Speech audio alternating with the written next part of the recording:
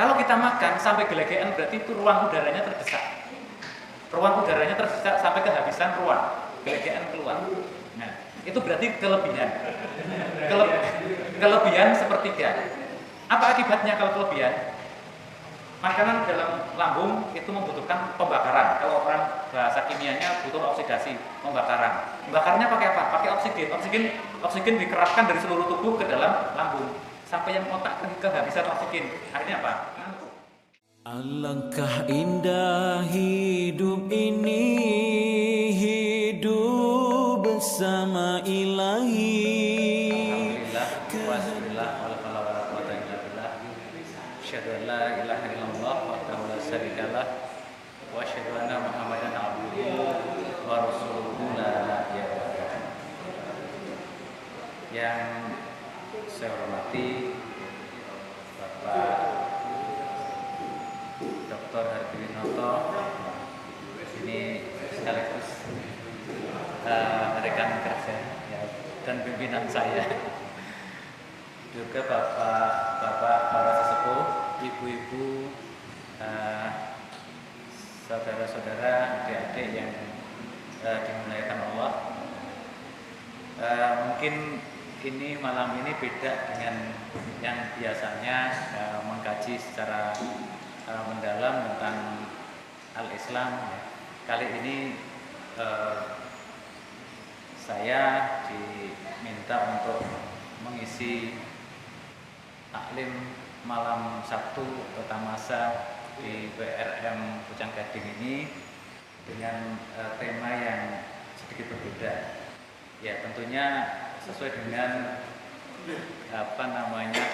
bidang ilmu yang saya dalami. Dengan topik mensyukuri nikmat sehat. Bapak Ibu, adik-adik, saudara sekalian, marilah kita awali taklim pada malam hari ini dengan sama-sama kita melafalkan basmalah. Bismillahirrahmanirrahim. Ya, puja dan syukur tidak lupa kita sanjungkan senantiasa kehadirat Allah Subhanahu wa taala yang telah melimpahkan nikmat yang tidak terhitung jumlahnya. Salah duanya yang kali ini kita bahas adalah pertama nikmat sehat, yang kedua nikmat sempat atau diberi kesempatan. Ya, walaupun sehat, kalau mungkin tidak bisa memanfaatkan kesempatan, mungkin juga belum tentu bisa bertemu di sini ataupun sedang ada tugas-tugas mulia yang lain. Maka mari kita sama-sama syukuri nikmat ini dengan sedalam-dalamnya. Kalau saya biasanya mengajak kepada murid-murid saya, mahasiswa saya, mensyukuri nikmat sehat itu dengan memberdayakan diri kita sejauh mungkin, sebanyak mungkin, sedalam mungkin, atau setinggi-tingginya kita memberdayakan diri. Karena kita sudah diberi potensi suatu kesehatan, suatu yang mungkin abstrak itu tidak terlihat, tidak bisa diukur dengan jelas, tapi jelas kita rasakan. Contohnya kalau tiba-tiba kesehatan kita itu terganggu, maka baru terasa kepala pening, badan panas dan sebagainya. Itu kalau secara fisik, greges-greges, ngeluh. Nah, sakit gigi, mending mana Pak? Sakit gigi atau sakit hati?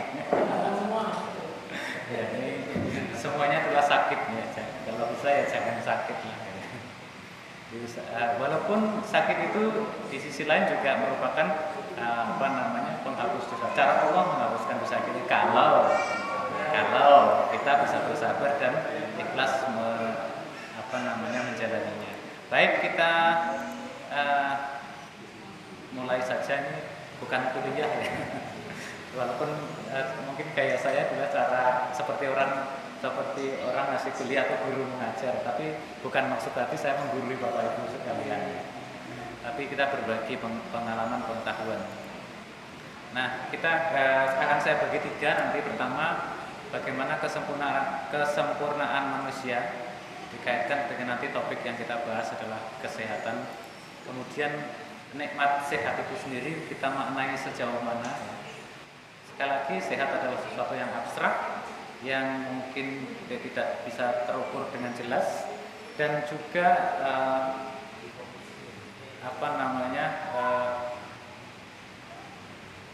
di sisi lain bisa kita rasakan. Maka mari kita maknai semuanya dengan lebih baik. Yang ketiga, bagaimana kita secara spesifik bersyukur atas khususnya nikmat sehat.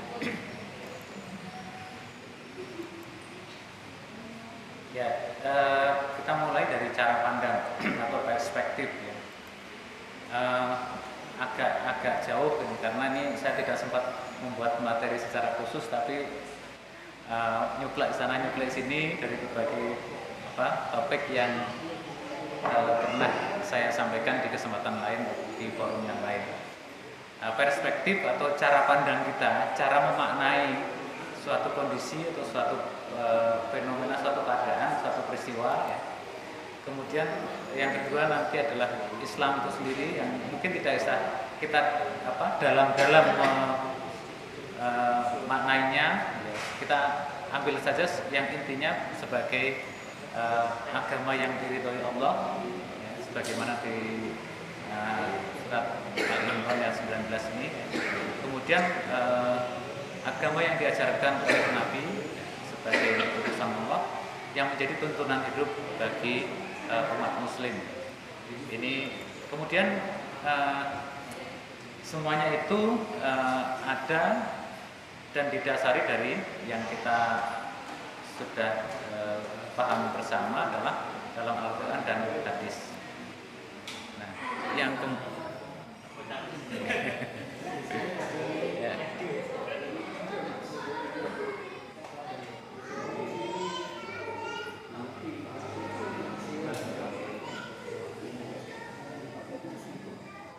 Tidak cukup kuat ya.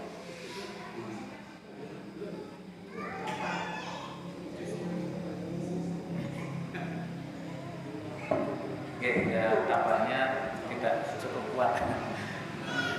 Mungkin ada yang perlu dikurangi maupun yang tidak perlu. Oke, saya teruskan bahwa Al-Islam yang sudah kita terima sebagai ajaran Allah melalui Nabi Muhammad ini menjadi cara pandang hidup kita ya. Kemudian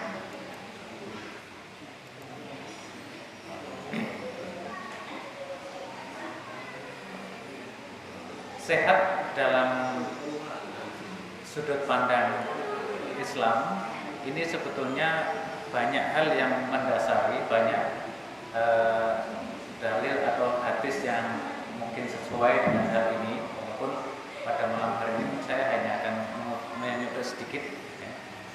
Tapi pada prinsipnya kita memandang kesehatan dari sisi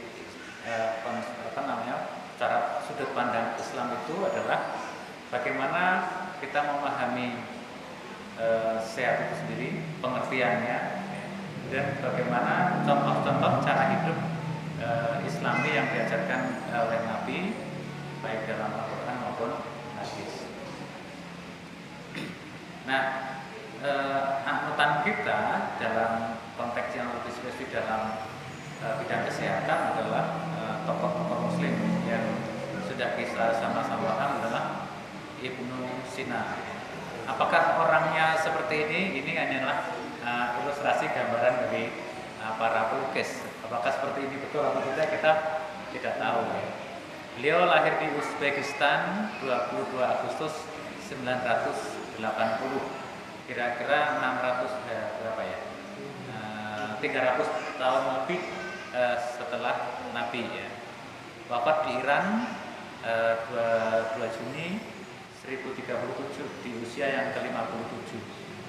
Beliau adalah tokoh atau ilmuwan Muslim yang meletakkan dasar-dasar kesehatan dan kedokteran yang dipakai seluruh dunia, bukan hanya di dunia muslim, di seluruh dunia.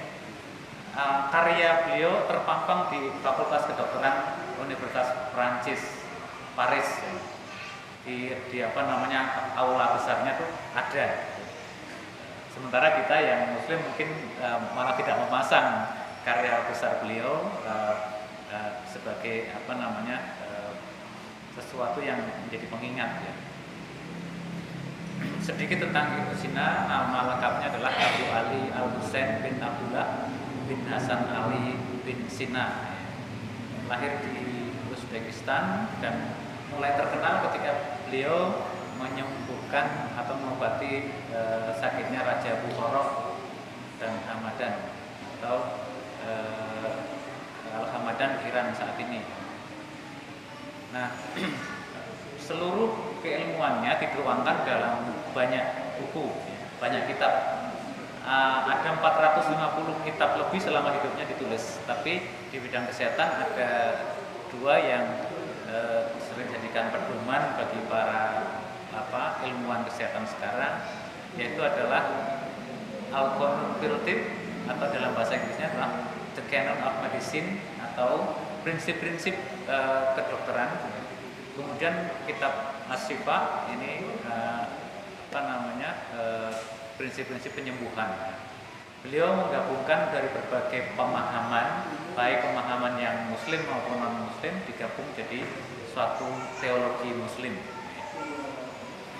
Kemudian beliau juga tidak hanya pandai di bidang kedokteran, tapi juga di bidang filsafat, etika, ekonomi dan politik, bahkan astronomi dan metafisika. Metafisika mungkin sekarang kalau orang memahaminya mendekati ilmu klinik, padahal sebetulnya itu bukan klinik sebagaimana yang kita pahami.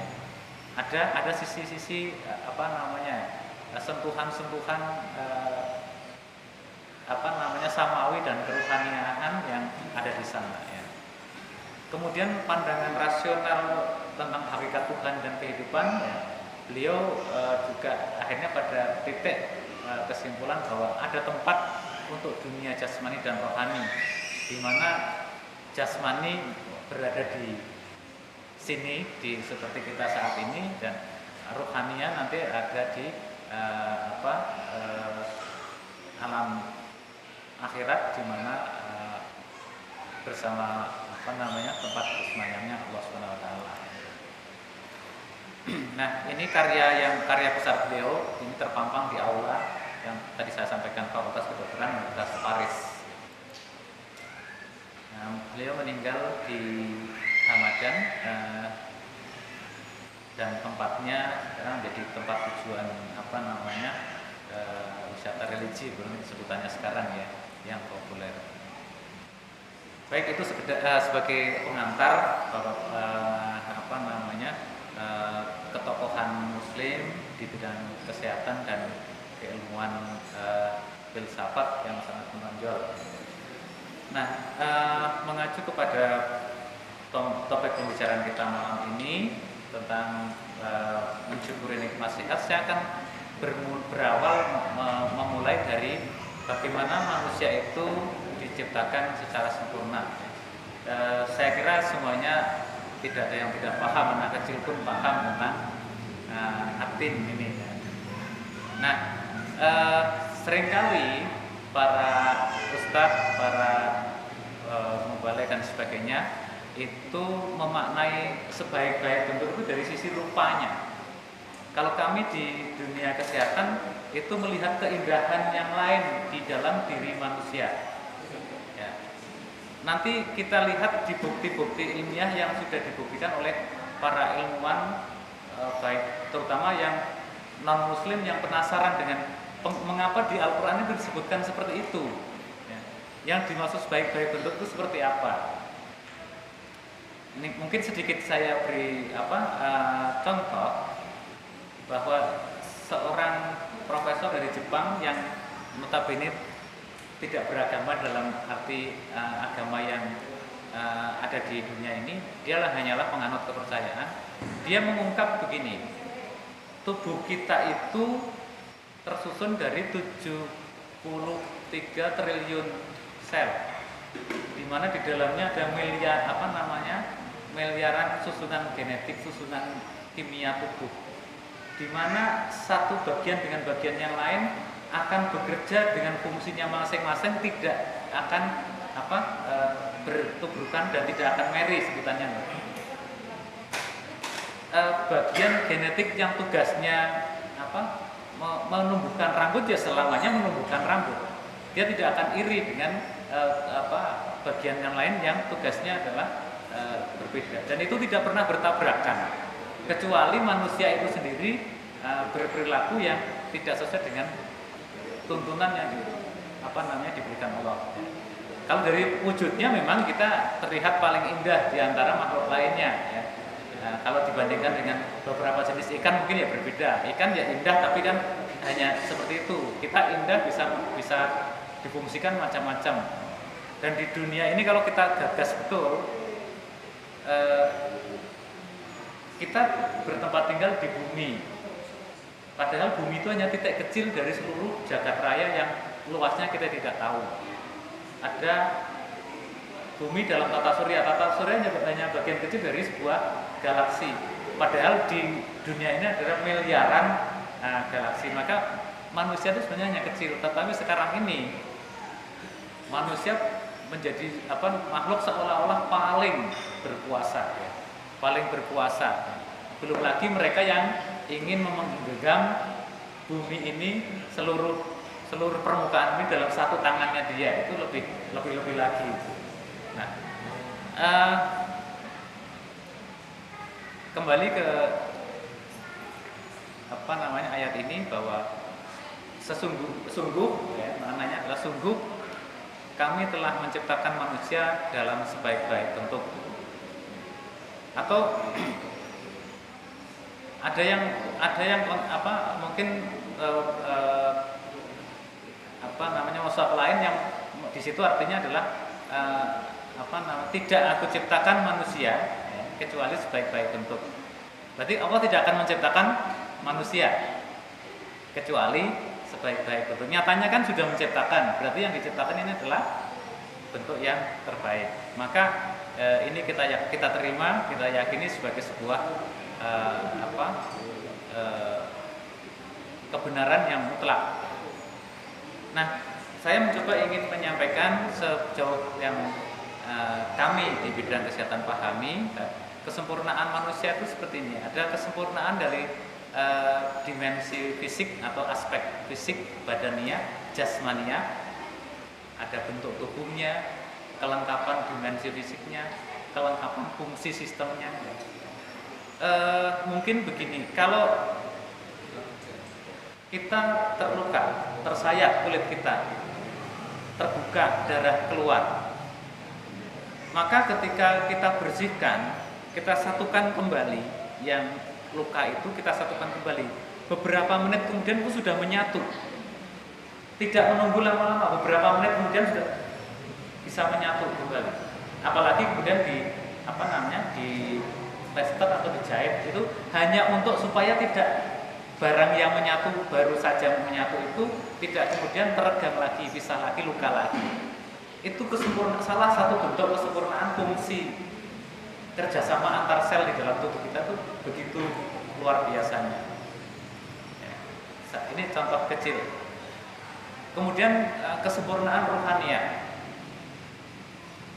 Kita manusia ditempatkan sebagai makhluk paling sempurna. Salah satunya kita punya akal. Bentuk makhluk hidup yang susunan biologisnya itu mirip dengan manusia adalah babi. Sehingga ilmuwan dari Perancis bilang manusia adalah babi yang bisa berjalan tegak. Kurang ajar ini. Kemudian babi adalah manusia yang merangkak. Secara biologis itu mirip hampir 100%. Sehingga ketika ada uji coba obat atau apa, ya pada babi. Kemudian kalau ada es krim yang paling lezat itu pasti dari lemak babi. Nah, bumbu masak yang paling lezat itu adalah tulang babi. Maka kita jangan terjebak, jangan terjebak dengan itu. Yang kedua, akal adalah untuk mengotak-atik sesuatu, ngakali bahasa Jawanya ya. Ngakali dalam arti yang positif. Kalau ngakali dalam arti yang negatif itu ya adalah penyalahgunaan akal. Untuk ngakali sesuatu, kita misalnya kepleset, ada sumur belum jadi kepleset masuk ke dalam, kan bisa caranya bisa mudah gitu kan. Itulah fungsinya Allah memberikan akal kepada kita. Nah, supaya akal ini tidak kebablasan di dalam ngakali, maka dilengkapi dengan qalbu, supaya bisa mengendalikan, mengatur mana yang membedakan mana yang baik dan buruk, mana yang salah, mana yang benar, mana yang bisa memberi manfaat, mana yang memberikan yang mengakibatkan mudarat. Kemudian yang ketiga adalah fitrah, defaultnya, kalau bahasa komputernya itu defaultnya manusia, sifat dasarnya, aslinya, baik biologis maupun baik jasmani maupun rohani, dasarnya seperti apa. Saat bayi lahir itulah saat dasarnya secara kemanusiaan itu seperti itu. Pada prinsipnya dasarnya adalah baik. Ya, dasarnya adalah kebaikan, baik kemudian dalam perkembangannya, dalam perkembangan hidupnya, dalam pertumbuhannya, dasarnya adalah kebaikan. Akal untuk potensi berpikir, memiliki kecerdasan intelektual, kecerdasan akademik, untuk ngitung, untuk nambah jumlah, untuk bedakan mana yang panjang pendek dan sebagainya adalah ini akal. Kecerdasannya bersifat fisik ya. Kemudian qalbu ini kecerdasan emosional, kecerdasan spiritual. Bisa malam hari bisa bangun bermesraan dengan Allah Subhanahu wa taala dengan di keheningan malam, ini adalah kecerdasan spiritual. Ketika melihat sesuatu, anak kita jempalinan nggak karuan, pecahke sesuatu yang berharga, kita tidak kemudian kehilangan kendali, itu adalah kecerdasan emosional. Kemudian yang ketiga tadi fitrah sebagai sebuah bentuk potensi dasar, ya. Potensi dasar baik secara terutama adalah potensi dasar rohaniah. Saya tidak berpanjang lebar soal manusia yang sempurna itu, tetapi saya kaitkan langsung terkait dengan ujung akhirnya. Manusia mau beruntung atau mau merugi, ini tergantung bagaimana kita menjalani masa. Lahir sampai mati adalah, kalau orang Jawa bilang mampir ngombe, alias hanya sementara waktu, hanya mengisi sepenggal waktu. Maka disinilah letak kuncinya nanti. Saya kira ini semuanya sudah hafal ya, Al-Asri sama surat Al-Asr ya, terutama di sini. Innal insana lafi khusr. Sesungguhnya manusia itu dalam kondisi atau dalam keadaan merugi, kecuali ilaladina amanu wa amilus solihati wa tawassaw bil haqq wa tawassaw bis sabr, yang beriman, meyakini yang 6 yang diturunkan oleh Kanjeng Nabi kita, kemudian berbuat kebajikan dan saling menasihati dalam kesabaran dan kebenaran dan kesabaran. Nah, waktu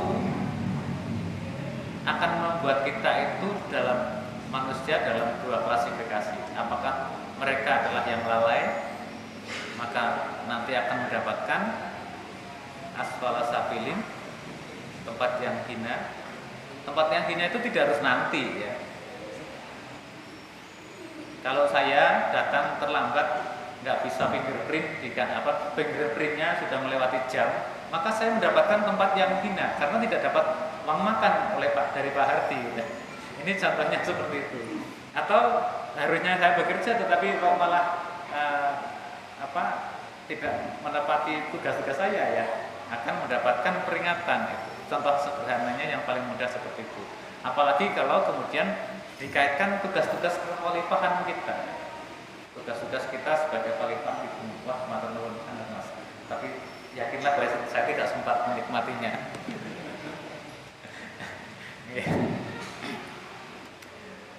Yang kedua adalah mereka-mereka yang bisa mengamalkan al-nasr tadi, tetap beriman dalam kondisi yang seperti apapun, menjalani hidupnya dengan penuh keimanan, kemudian beramal soleh, kemudian tadi saling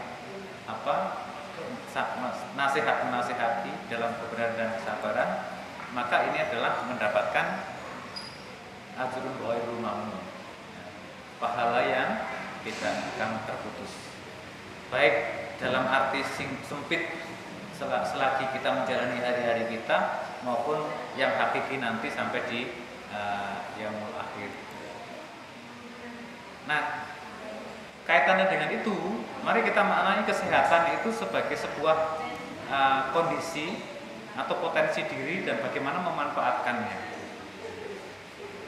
Jadi mungkin panjenengan semua seringkali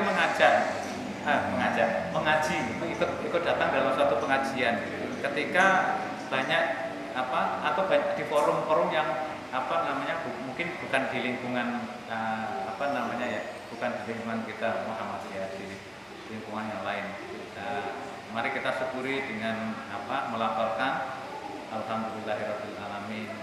Ya, secara lafal memuji Allah itu memang yang mendasar. Tetapi setelah itu apa? Setelah itu apa? Kita memuji memuji kebesaran Allah, keagungan Allah, kemudian atas sesuatu yang diberikan, nikmat yang diberikan kita. Lalu apa? Setelah memuji apa lagi? Ini yang mungkin perlu kita perbanyak di sini. Intinya adalah ketika kita diberi potensi, diberi kondisi, maka kita dihadapkan pada sekian panjang waktu di depan kita yang menganga, yang kosong, yang akan kita apakan. Nah, untuk menuju ke situ, saya akan sedikit bicara soal bagaimana memaknai mewawas atau memahami sehat. Ini dalam pembicaraan kami sehari-hari di Fakultas Kesehatan Masyarakat, ya. Sehat itu ada dimensi fisik, badan jasmani, ya. Ada dimensi mental rohaniah kita, ada dimensi sosial, hubungan kita dengan lingkungan, terutama dengan sesama manusia. Sehat spiritual, hubungan kita dengan sang Khalik. Nah, mungkin kalau dari sisi religius ke agama, al-Islam, kita lebih banyak di sini. Bagaimana konteksnya seluas-luasnya. Kemudian berikutnya adalah sehat dalam arti yang lebih baik. Ini saya ambil dari konsep yang paling umum dari WHO, ya. Dalam bahasa Inggrisnya better health, sehat yang lebih baik. Kemudian yang keenam adalah sehat yang positif. Nah, nanti kalau kita sampai pada titik yang keenam, sehat yang positif, itulah bentuk kesyukuran kita yang sesungguhnya. Mampu memaknai, menjalani, menikmati kesehatan, tapi juga memberikan manfaat, memberikan kemanfaatan bagi sesama kita. Kita lihat yang dimaksud sehat fisik secara sekilas saja. Ini kan sehat fisik itu kondisi badan yang normal dan serasi. Yang normal itu berarti dicek dengan cara apapun tidak ada penyakitnya di situ. Orang mungkin bisa memaknai dengan tanda dan gejala macam-macam. Ya, inilah orang yang memaknai sehat secara jasmaniah itu seperti ini. Tidurnya nyenyak, tapi jangan panjang-panjang, ya. Orang dewasa itu tidur paling lama itu 6 jam, ya antara 4 sampai 6 jam. Kalau bayi itu 8 jam. Kalau kita tidurnya 8 jam berarti kayak bayi, nanti malah kebablasan, ya. Kebablasan dalam arti kebablasan waktunya, kalau subuh ya kebablasan sampai entek waktunya gitu dan sebagainya ya. Oke. Tapi ini tetap ada rentangnya, di mana rentang di usia bayi itu berbeda dengan rentang di usia lanjut. Walaupun sama-sama ketika bayi nggak punya gigi, lanjut juga nggak punya gigi, tapi situasinya berbeda. Kemudian sehat mental adalah kondisi mental psikologis. Kalau pemahaman umum di luar sana, mental psikologis, kalau kita mungkin ya ruhaniah gitu ya, yang normal dan terkendali. Kondisinya ditandai merasa puas dengan kondisi dirinya, bukan kemudian uring-uringan nggak puas dengan keadaan. Berarti kalau kita sudah tidak puas dengan suatu keadaan di lingkungan kita, dengan diri kita, dengan apa yang ada di sekitar kita, berarti tanda-tanda mental kita tidak sehat, yang ringan. Kalau sudah parah nanti bisa tersenyum sendiri, nggak ada lawannya. Itu menunjukkan sikap yang tenang, tidak mudah emosi, menghormati semua orang, dapat beradaptasi dengan lingkungan. Dalam arti rohaniah kita bisa beradaptasi dengan lingkungan. Kalau kita sudah bentuknya komunikasi, nanti sosial, mampu mengendalikan emosionalnya, mampu berpikir objektif, menghindari yang subjektif sejauh-jauhnya, ya. Tidak ada penyakit hati, dengki, sombong, rakus, patah semangat, lupro, ya, depresi, bahkan stres. Itu berarti mental kita, rohaniah kita itu sehat. Kemudian yang sehat sosial. Sehat sosial ini mampu hidup berdampingan dengan orang lain di dalam masyarakat. Dengan tetangga kita nggak ada sesuatu, nggak ada hal-hal yang menghalangi kita. Mungkin kita tidak, kebiasaan kita, coba kita evaluasi kebiasaan kita.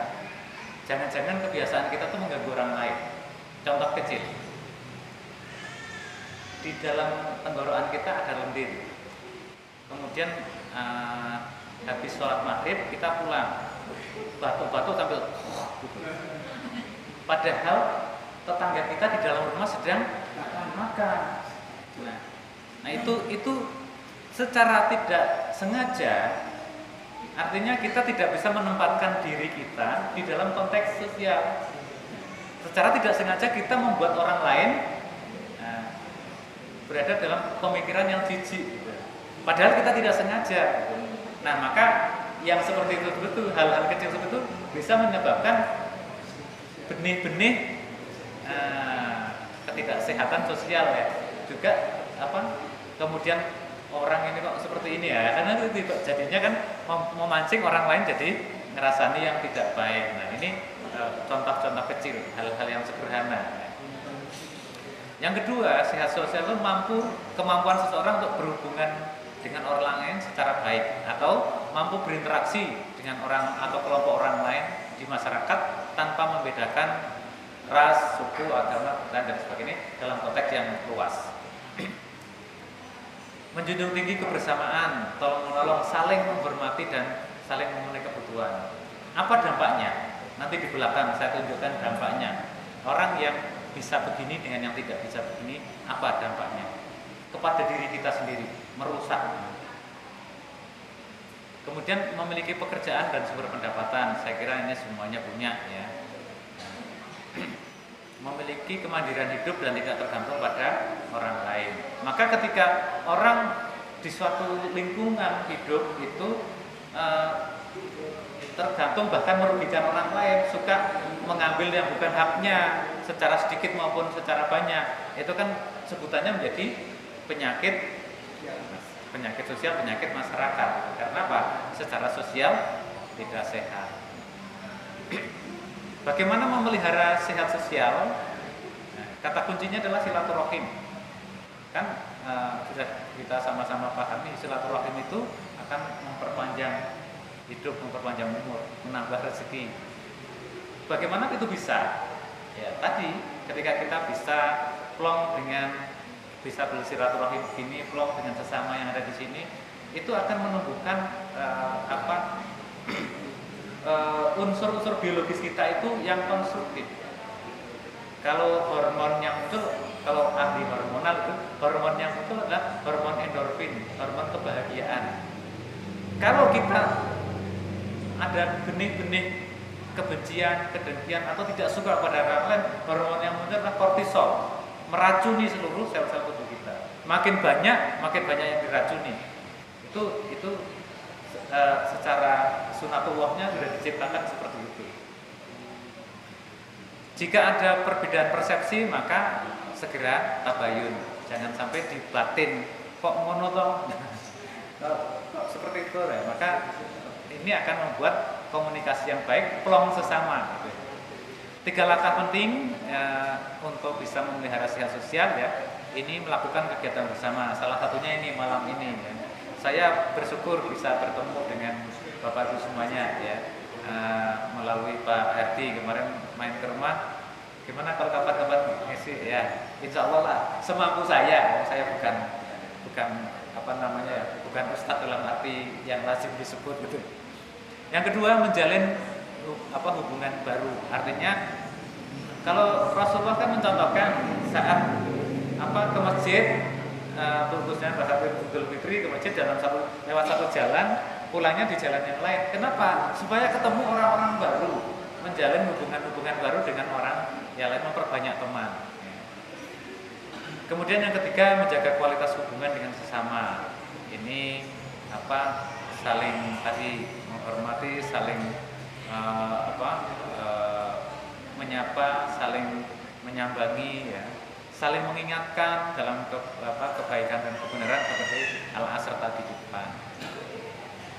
Kemudian yang berikutnya sehat spiritual. Sehat spiritual adalah bagaimana kita menghambakan diri kepada Allah, ya, penghambaan diri kepada Allah. Bahwa mengakui dengan sadar, dengan penuh keikhlasan bahwa dirinya adalah hamba Allah yang baik. Dalam arti bukan kemudian membaik-baikkan diri, bahwa kita secara sepenuhnya dalam hati bahwa kita itu orang baik, ingin mewujudkan bahwa itu orang baik. Pertama kan tentu kita sama-sama sudah bersyahadat ya, tentu kemudian menjalankan meyakini yang 6 iman itu ya, kemudian bertakwa, mematuhi apa yang diajarkan Allah melalui Nabi Muhammad, kemudian bentuk-bentuk ibadah yang lainnya. Ini bentuk penghambaan diri. Kemudian melaksanakan kewajiban keimanan secara teratur, melaksanakan kebaikan-kebaikan yang lainnya. Di dalam Al-Baqarah kan ada di sana ya, di ayat 3 dan 4 saya ambil penggalannya adalah alladzina yu'minuna bil ghaibi wa yuqimuna shalah, yang meyakini kehidupan nanti yang gaib, meyakini yang gaib maupun kehidupan nanti setelah kita menjadi gaib pula nanti ya, mendirikan sholat ya. Kemudian kalau bisa memenuhi seperti itu, maka ujung-ujungnya kita mendapatkan keberuntungan itu menjadi muflihun. Kemudian sehat yang positif yang seperti apa? Tadi sudah tidak berpenyakit, kemudian dengan orang lain bisa baik, ruhaniyahnya baik, sebagai hamba Allah yang baik. Kemudian dalam keseharian bisa mengaktualisasikan dirinya dalam perbuatan yang baik. Kan sebaik-baik manusia adalah yang paling memberi manfaat kepada sesama manusianya. Ini yang disebut sebagai sehat yang positif. Orang lain yang bukan Muslim mengatakan ini adalah sehat yang positif.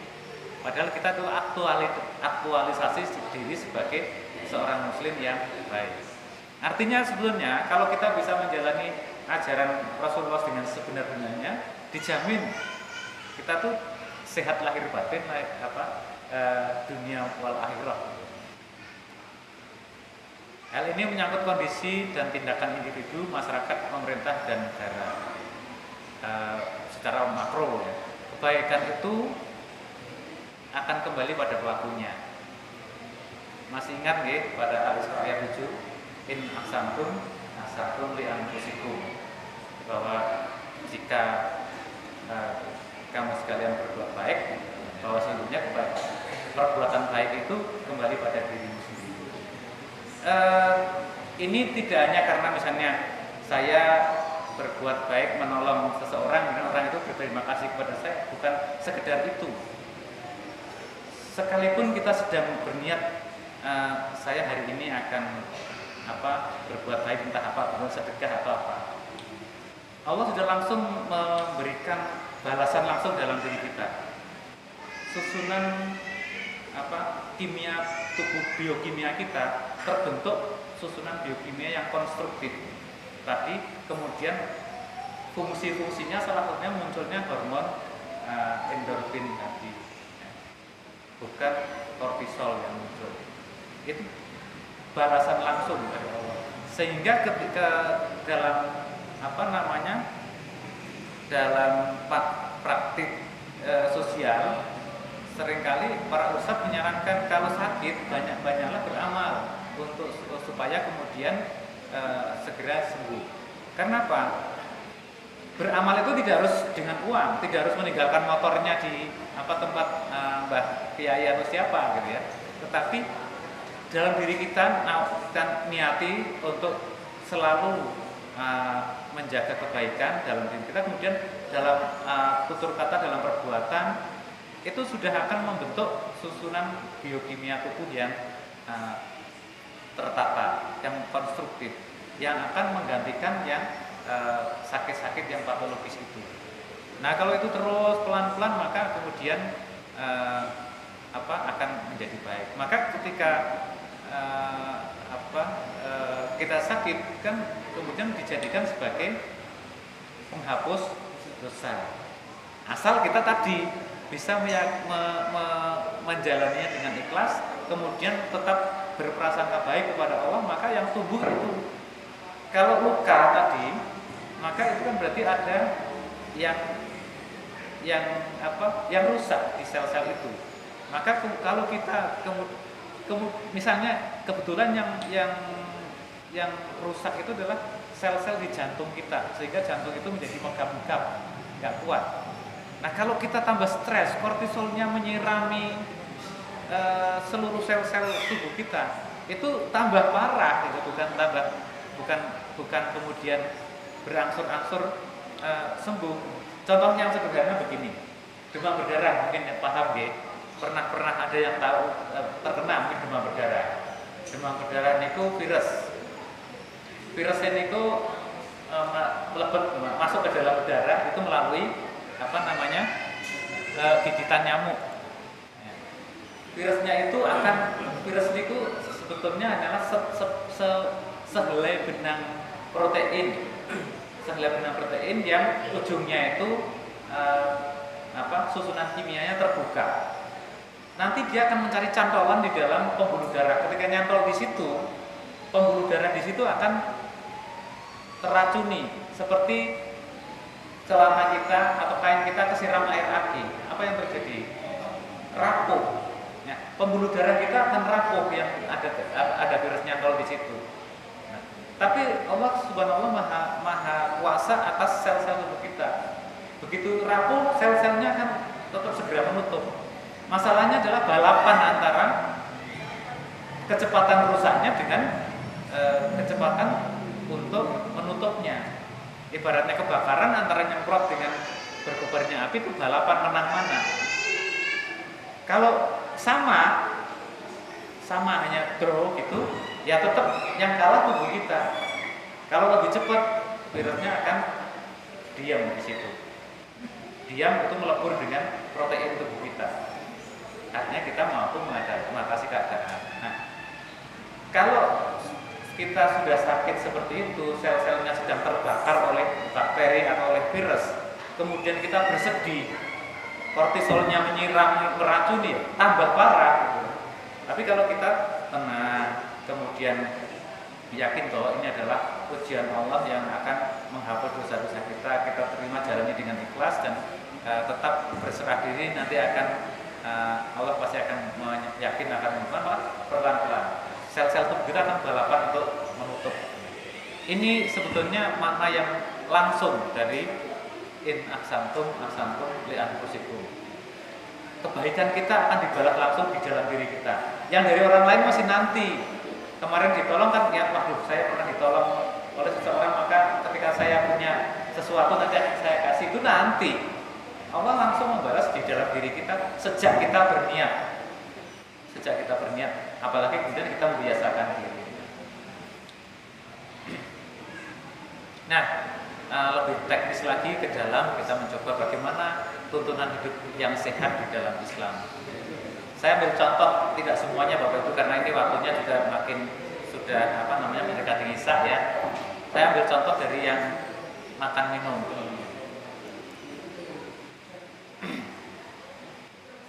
Nah, kita diajarkan untuk makan minum yang halal dan thayyib di dalam Al-Maidah 88. Wa kulu mimma razaqakumullah halalan thayyiban.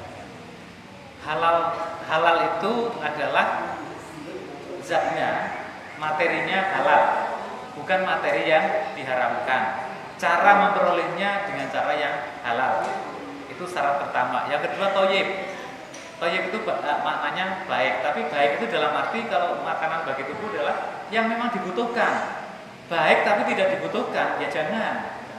Ini yang susah sekali orang membatasi diri, mengendalikan diri di sini. Ya. Halal oke, halal, banyak makanan halal. Ya. Kalau tidak yakin ya carilah secara sosial lah, carilah yang ada labelnya halal. Walaupun label halal belum tentu menjamin 100%, apalagi yang tidak berlabel itu ya. Nah, kemudian thayyib itu kita maknai sebagai sesuatu yang benar-benar dibutuhkan oleh tubuh. Nah, usia sepuh ya kan tidak thayyib kalau gempleng atau telur dadar yang banyak, atau makan kerupuk yang banyak, itu tidak thayyib. Karena apa? Banyak minyaknya yang akan membebani jantung. Itu contohnya yang sederhana. Kita paham bahwa ini dinyatakan dalam Al-Quran, berarti mutlak itu kebenaran dari Allah. Jangan disabak lagi, enak kok gitu ya. Nanti kan. Nah, kemudian yang kedua volumenya seberapa? Di dalam Al-A'raf di sana saya ambil yang langsung saja ya. Wa kulu wasrobu wala tusrifun. Jangan berlebih-lebihan. Karena Allah tidak suka orang yang berlebih-lebihan. Yang dimaksud berlebihan seperti apa? Contoh sederhananya. Makan ya sesuai dengan isi kapasitas lambung, jangan lebih. Walaupun lambung itu bisa melar, tapi jangan berlebih. Ya. Kemudian jadwalnya sesuai. Tadi ayat tadi dikaitkan dengan ketika mau masuk masjid dengan pakaian yang bagus, kemudian makan minum jangan berlebihan. Artinya apa? Kita makan itu ketika mau ke masjid atau ada hubungannya dengan masjid. Pagi, subuh, sekitar itu. Siang, duhur, sekitar itu. Terus ngasar ya nanti cemilan lah gitu ya. Maghrib nanti antara maghrib dan isya mungkin diisi makan yang sesungguhnya.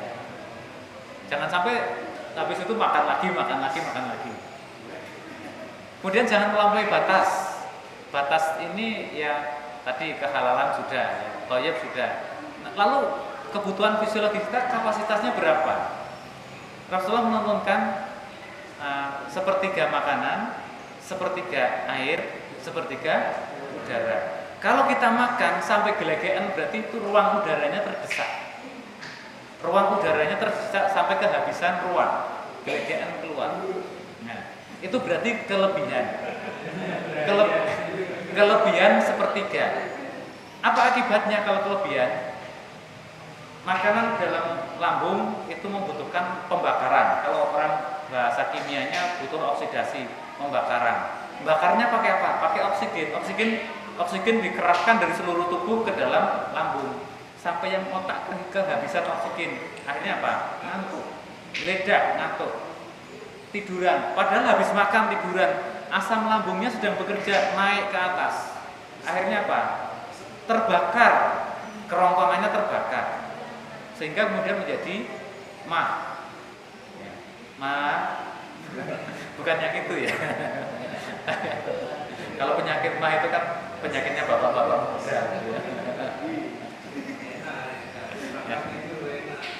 Ya enak, karena memang seluruh oksigen kita terkonsentrasi di lambung, sehingga kita otaknya kehabisan oksigen, ngantuk, tertidur. Tetapi yang celaka adalah kerongkongan kita akan terbakar oleh asam lambung yang sedang melumatkan makanan. Itu kerugiannya di situ.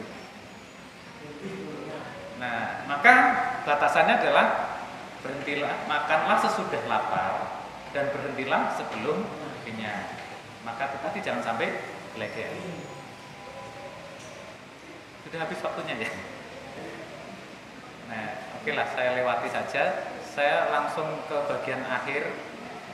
Ini tadi yang saya sampaikan mungkin sedikit nabrak, misal nggak apa-apa. Mohon pangapunten. Ini puasa sebagai salah satu bentuk pemeliharaan. Jadi puasa itu dimensi jasmaninya, aspek jasmaniahnya itu 75 triliun sel kita ikut lapar. Sel-sel yang lapar itu akan memakan sel-sel mati yang ada di sekitarnya. Nah, sehingga sel-sel yang mati itu tidak menjadi sampah di dalam tubuh kita. Tubuh kita bersih dari sel-sel mati sehingga hubungan antar sel itu menjadi sehat. Puasa yang baik itu 8-16 jam per hari. Kita biasanya sekitar 12 jam ya. Berarti dalam rentang yang bagus. Rutinitasnya 3 kali seminggu atau 2 kali seminggu, 2-3 kali seminggu. Kalau 3 kali seminggu mengikuti puasa Daud. Ya, kalau 2 kali seminggu mengikuti puasanya yang diajarkan Muhammad Senin Kamis. Itu bentuk sebuah upaya pemeliharaan jasmani kita. Kemudian ketika puasa kita dengan khususnya saat Ramadan ya, datang Ramadan dengan kegembiraan, maka yang terjadi ini kita bergembira, maka ini orangnya yang meneliti, orangnya bukan muslim, yang meneliti bahwa itu maknanya seperti itu. Kalau yang meneliti bukan muslim kan berarti kebenarannya lebih objektif daripada yang meneliti muslim, membayang-bayangkan kita. Tapi ini diakui dunia. Kemudian bergembira di dalam beramal soleh ini diteliti oleh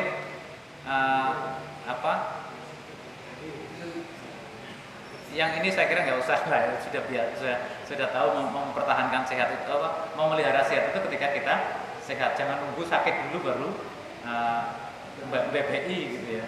Kita selagi sehat perhatikan supaya, karena tuntunannya jelas, gunakan masa sehatmu sebelum datang sakit. Jadi kalau berobat setelah sakit, memperhatikan kesehatan setelah sakit itu sebenarnya terlambat ya, maka seharusnya tidak seperti itu. Oke, saya langsung ini bukti ilmiahnya bahwa berbuat baik itu akan membentuk konstruksi biologis tubuh yang baik. Ini dibuktikan oleh seorang profesor ahli faal dari Jepang yang hidup di Amerika. Dia juga yang tadi juga mendapatkan hadiah Nobel. Hadiah Nobel itu berarti penghargaan dunia ilmu pengetahuan tertinggi untuk para ilmuwan yang menghasilkan sesuatu yang baru.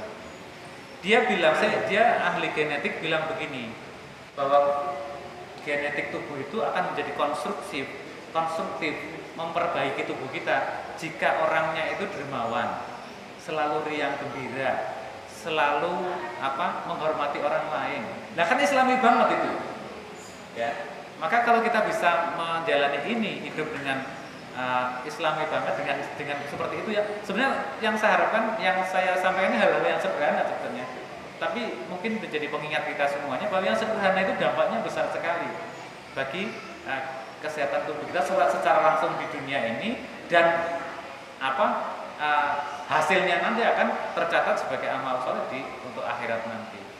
Sehat kita di dunia yang seperti ini otomatis akan membawa kesehatan kita untuk menuju ke akhirat. Saya kira ini yang bisa saya sampaikan dan saya potong tadi karena waktunya sudah memasuki misa. Mohon maaf kalau tidak sampai tidak ada kesempatan untuk berdiskusi, mungkin bisa disambung lain hari kalau memang diperlukan. Mohon maaf kalau ting pecotot sana sini karena memang sekali lagi saya bukan bidangnya seperti ini. Nah, ada baiknya, ada yang baik semata-mata atas petunjuk Allah, dan jika ada kekeliruan semata-mata kekurang pahaman saya dan ceteknya atau dangkalnya ilmu saya. Mohon maaf atas segala hal yang kurang berkenan. Wassalamualaikum warahmatullahi wabarakatuh. Gitu Pak.